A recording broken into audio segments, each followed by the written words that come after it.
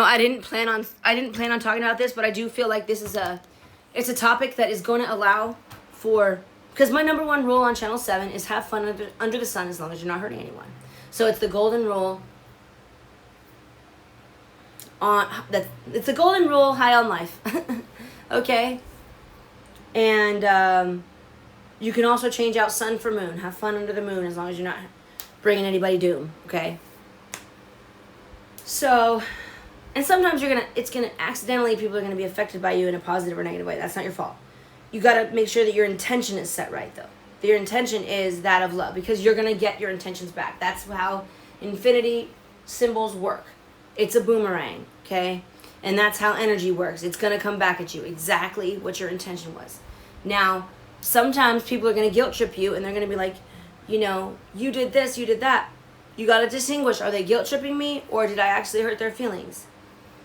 And when you gotta give it some time to reflect on that. Now, if somebody does fuck with you in the sense where they're gonna make you question yourself and take all that time to reflect when it's not in the right, and they're doing it just to spark things up and waste your time, because that time could have been spent doing other things.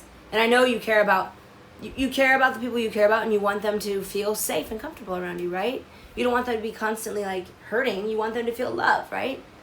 If you're not a sociopath and a psychopath, okay? My audience is not sociopath and psychopaths, I hope. And if they are, then I hope they decide to switch over to the other side, because the other side's way better. I'm just letting you know.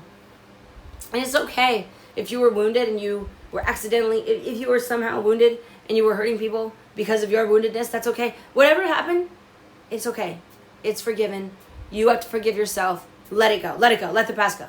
The present is not the past. And don't make it the past by thinking about the past. Because when you think about the past, you relive it. Because your body doesn't know the difference between a thought of something and the actual occurrence of it. Or an image, you know? So be careful what you're taking into your body. If you're watching a violent film that's all violence, your body's going to have to process all that. So, I mean, your soul and your mind everything has to process that. So just think of that. You know, try to do things in moderation if you can. If that doesn't have a negative effect on you, I don't know what to say.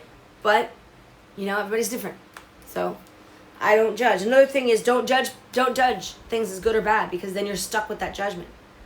And even judges think, even being too judgmental, because then you're putting things above you.